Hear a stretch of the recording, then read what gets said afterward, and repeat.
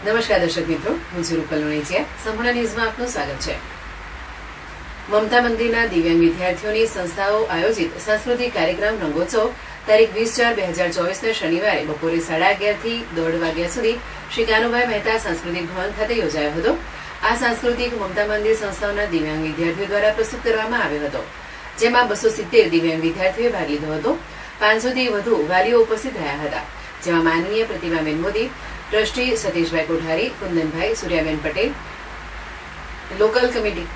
Local કમિટીના સભ્યો, Prajapita Brahmakumari mount આબુથી સૂર્યમણીભાઈ તથા તેમના સાથીઓ, વિદ્યામંદિર ટ્રસ્ટના કાર્યકારી નિયામક મહેન્દ્રભાઈ પટેલ, મમતા મંદિરના આસિસ્ટન્ટ ડિરેક્ટર ડોક્ટર અતિનભાઈ જોશી, આચાર્યશ્રીઓ, અધિકારીઓ, મમતા મંદિરના શાળાઓનો તમામ સ્ટાફ તથા વાલીઓ ઉપસ્થિત રહ્યા હતા.